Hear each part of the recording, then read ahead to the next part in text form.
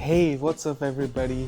We are in June 2020, which means that we are halfway across this dreaded year. Hence, in less than 6 months or so, we would be in 2021, which hopefully would be a better year than 2020. So, which also brings us to the point that we are all getting ready and excited for Samsung's announcement for the new phones, the Samsung Galaxy Note 20 and the new watch, which is rumored to be called as the Samsung Galaxy Gear Watch 3. I don't know why they chose the name Galaxy Watch 3 because there was never a Galaxy Watch 2. The latest watch that came from Samsung was the Galaxy Watch, and after that they came up with the Galaxy Watch Active and Active 2. This is GeekyAviseq, your friend, and today we're gonna look at the Samsung Galaxy Watch after the buzz. So there are a few reasons for which I still like the Galaxy Watch in 2020.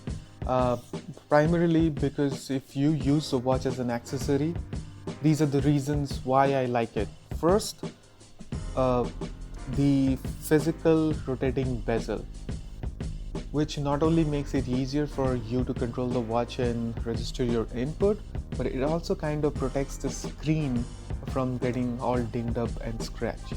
Second reason is this watch is actually made up of stainless steel, so it's harder to scratch it, and even if you scratch, if you have the silver version of this watch, it's very easy to just buff off the scratches using some kind of a metal polish. Third reason is that the watch straps. So this watch has a 22mm quick release bands, which I think is the most popular size for the band. So it's very easy for me to swap out the bands that came with the watch with the other fossil watches that I have and strap them just onto it. Besides, the 22mm band is a little bit wider than the 20mm bands which are on the Active and the Active 2. So I think that makes the watch sit a little bit more securely on your wrist and also is a little bit more comfortable than the 20mm band. And last but not the least is the biggest thing for which I like the Galaxy Watch over the Active 2 is the battery life. So the 46mm version of the Galaxy Watch has the largest battery that Samsung had ever put in its smartwatch at 470 mAh battery compared to the 340 mAh battery on the 44mm version of the Active 2. What does that translate to? I am able to get at least about 5 to 6 if not 7 days of battery life with the Galaxy Watch 46mm version. You must be thinking, how did I do that? Am I bluffing? Or no, I am not. There's two things that you need to turn off to get that kind of battery life out of your Samsung Watch. One is you need to turn off your workout detections, and second is the sleep tracking. And you need to turn off the watch during every night. Then the watch would last at least the 46mm in my experience would easily last you 5 days of the week, if not 6 or 7 days, depending on how much you're using and how many notifications you are getting. Now let me give you a recap of the summary. In terms of the internal hardware, the Samsung Active 2 and the Galaxy Watch, they're identical, which means that they have the same Exynos 9110 wearable processor, about 750 MB of RAM, 4 gigs of internal storage. The only difference is the size of the batteries.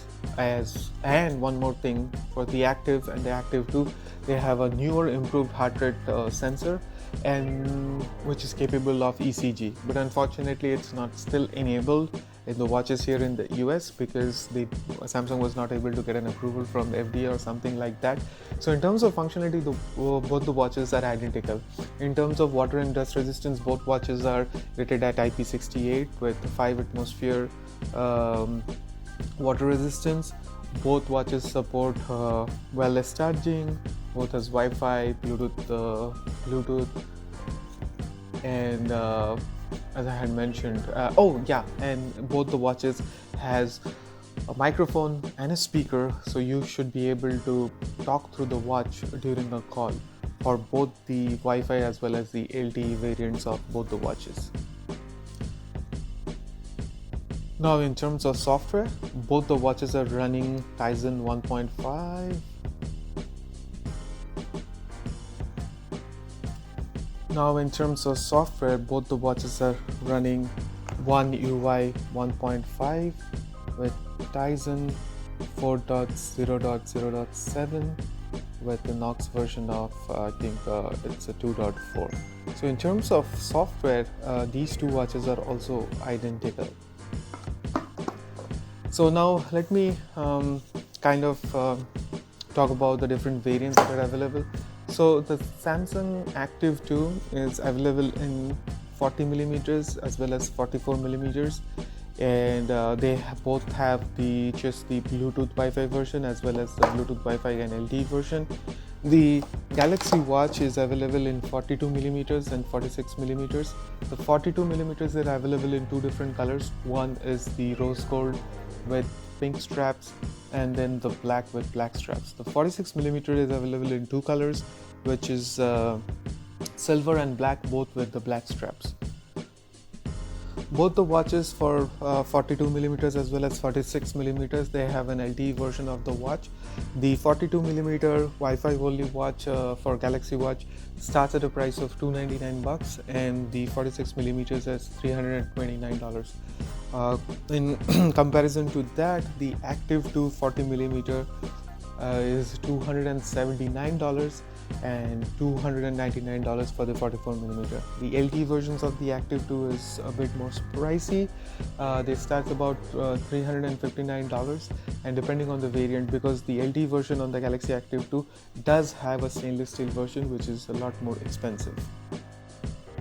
So guys, I think the Samsung Galaxy Watch holds up pretty well still in 2020, and like I had mentioned, for the reasons before, I would prefer to actually choose the Galaxy Watch over the Active 2 even now. Well, hopefully, let's see, Samsung might change that with the Galaxy Watch 3 that they are launching.